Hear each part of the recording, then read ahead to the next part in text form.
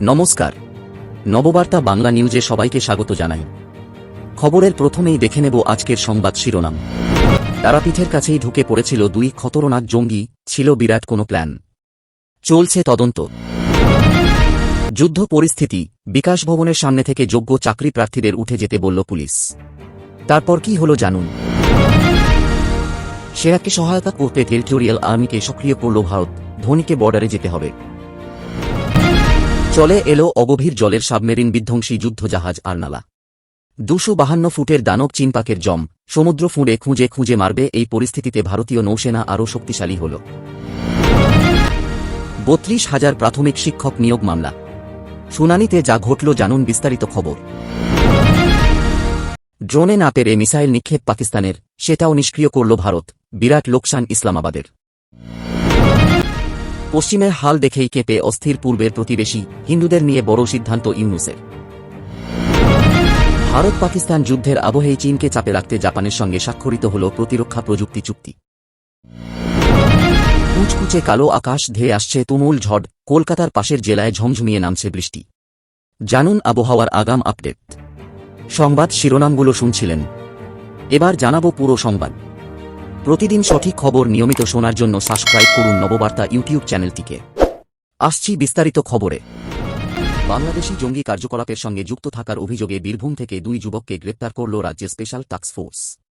শুক্রবার তাদের নলহাটি এবং মুরারি থেকে তাদের গ্রেপ্তার করা হয়েছে। দুজনকেই রামপুরহাট মহকুমা আদালতে তুলে হেফাজতে নেয় স্পেশাল টাস্ক ফোর্স। পুলিশ সূত্রে জানা গিয়েছে, ধৃতরা হল আজমল হোসেন এবং সাহেব আলী খান। আজমলের বাড়ি নলহাটি থানার বানিয়র সংলগ্ন চণ্ডীপুর গ্রামে। সাহেব আলী মুরারি থানার রুদ্রনগর গ্রামের বাসিন্দা। বৃহস্পতিবার গভীর রাতে অভিযান চালিয়ে তাদের গ্রেপ্তার করে স্পেশাল টাস্ক ফোর্স। ধৃতরা নিষিদ্ধ জঙ্গি সংগঠন বাংলাদেশের জামাতুল মুজাহিদিন বা জেএমবির সক্রিয় সদস্য। জেএমবি মতাদর্শ প্রচারের অভিযোগ রয়েছে তাদের বিরুদ্ধে। ধৃতরা অত্যাধুনিক মাধ্যম ব্যবহার করে রাষ্ট্রদ্রোহী এবং জিহাদি পুস্তিকা প্রচার করে চলেছিল। তারা মুসলিম যুবকদের জঙ্গি সংগঠনের সঙ্গে যুক্ত করতে উৎসাহিত করছিল। একই সঙ্গে ভারতের বিরুদ্ধে যুদ্ধ করার লক্ষ্যে মৌলবাদী মনোভাব জাগিয়ে তুলতে সাহায্য করেছিল। আজমলের বাবা জার্জেস মণ্ডল বলেন, ছেলে হাতুড়ে ডাক্তারের কাজ করত গ্রামে। বৃহস্পতিবার রাতে পুলিশ গিয়ে 2.5 ঘণ্টা ধরে বাড়িতে তল্লাশি চালায়। এরপর মোবাইল, ল্যাপটপ এবং কিছু বাংলাদেশি বই উদ্ধার করে নিয়ে গিয়েছে। ওই বই রুদ্রনগর গ্রামের একজন দিয়ে যেত। আমার ছেলে নলহাটি হিরালাল ভিকত কলেজ থেকে ইতিহাসে স্নাতক। গ্রামে কারো সঙ্গে ঝুট ঝামেলা করত না, পড়াশোনার নিয়েই থাকত। কোন দিন বাংলাদেশ যায়নি। তবে রুদ্রনগরের একটা ছেলে মাঝে মধ্যে ছেলের কাছে আসত। ভারত ও পাকিস্তানের মধ্যে যুদ্ধ পরিস্থিতির উত্তেজনা তুঙ্গে।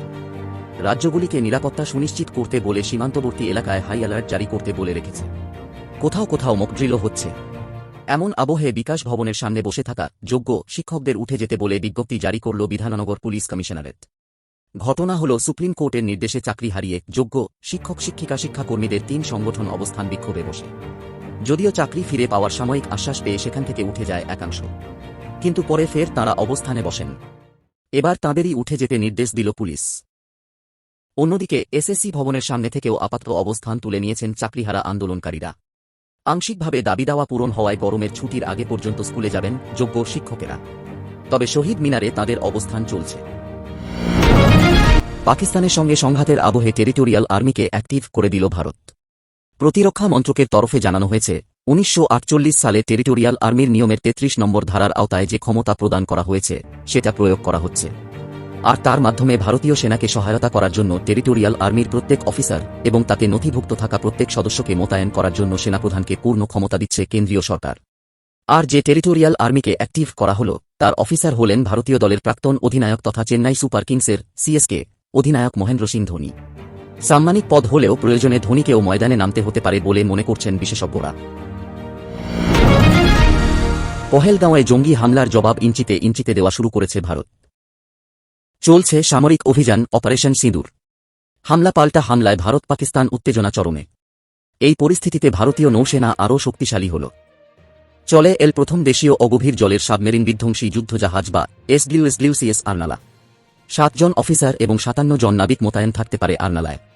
আরনালার রেঞ্জ 3300 কিলোমিটার।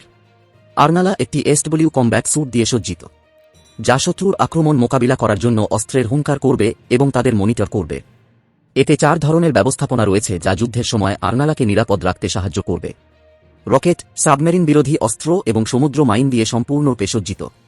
আছে একটি আরবিউ 6000 অ্যান্টিসাবমেরিন রকেট লঞ্চার। এটি একটি 213 মিলিমিটার অ্যান্টিসাবমেরিন রকেট সিস্টেম, যা শত্রু সাবমেরিনগুলিতে দ্রুত পরপর রকেট নিক্ষেপ করতে পারে। ছোটি এসডব্লিউ টর্পেডো থাকবে। এটি সাবমেরিন বিরোধী সমুদ্র মাইন বহন করবে। অতিরিক্ত অস্ত্রশস্ত্র রয়েছে। একটি 30 মিলিমিটার CRN-91 নৌ বন্দুক। এই স্বয়ংক্রিয় বন্দুকটি প্রতি মিনিটে 550টি গুলি নিক্ষেপ করতে পারে। কার্যকরভাবে শত্রু জাহাজগুলিকে ফুঁড়ে দিতে পারে। এর পাল্লা 4 কিলোমিটার। দুটি ওএফটি 12.7 মিলিমিটার M2 স্থিতিশীল রিমোট নিয়ন্ত্রিত বন্দুকও রয়েছে। পাকিস্তান একের পর এক ব্যর্থ প্রচেষ্টা চালিয়ে যাচ্ছে। ড্রোনে না পেরে এবার মিসাইল বা ক্ষেপণাস্ত্র নিক্ষেপ করেছে, যা ভারত সঙ্গে সঙ্গে নিষ্ক্রিয় করে দিয়েছে। সতর্ক ভারত সীমান্তে একাধিক কৌশলগত ব্যবস্থা গ্রহণ করেছে, যোগ্য জবাব দিচ্ছে। এদিন শনিবার 10 মে পাকিস্তান হরিয়ানার সিরসা অভিমুখে ফতেহ 2 ক্ষেপণাস্ত্র নিক্ষেপ করলে পরিস্থিতি আরও তীব্র হয়ে ওঠে। ভারতীয় প্রতিরক্ষা ব্যবস্থা সফলভাবে ক্ষেপণাস্ত্রটিকে প্রতিহত করেছে। ফতেহ 2 400 কিলোমিটার পাল্লা এবং 365 কিলোমিটার ওয়ারহেড বহন করার ক্ষমতার জন্য পরিচিত। নির্ভুল লক্ষ্যবস্তুতে আঘাত হানার ক্ষমতার কারণে একটি উল্লেখযোগ্য অস্ত্র। যদিও ভারতের S-400 এয়ার ডিফেন্স সিস্টেম বা সংক্ষেপে সুদর্শন চক্রের কাছে তা পেরে ওঠেনি। ভারতের শক্তি প্রদর্শন দেখে বাংলাদেশের হাল নাকি বেশ বেহাল। চাপের মুখে পড়ে উপদেষ্টাদের একাংশ এবার দেশের সংখ্যালঘুদের পাশে দাঁড়ানোর জন্য সওয়াল করছেন। সংখ্যালঘুদের নিরাপত্তা দেওয়া থেকে সোশ্যাল মিডিয়ায় বিদ্বেষমূলক পোস্টে নিষেধাজ্ঞা জারি করার বিষয়ে নাকি ভাবনা চিন্তা করছে বাংলাদেশ। পাকিস্তানের উপরে ভারতের প্রত্যাঘাত দেখে মনে ভয় ঢুকেছে বাংলাদেশের। চাপের মুখে পড়েই নাকি এবার কিছু কিছু বিষয় নিয়ে পদক্ষেপ করার কথা ভাবছে ইউনূসের দেশ। সেই কারণেই এবার তড়িঘড়ি দিয়ে দেশের শীর্ষস্থানীয় কর্তাদের সঙ্গে বৈঠকে বসছেন তিনি। ভারত ও জাপানের সম্পর্ক এখন আর শুধু বাণিজ্য বা কূটনীতিতে সীমাবদ্ধ নেই। দুই দেশের মধ্যে প্রতিরক্ষা প্রযুক্তিতে অভূতপূর্ব সহযোগিতার এক নতুন দিগন্ত খুলে গেল 2025 সালে।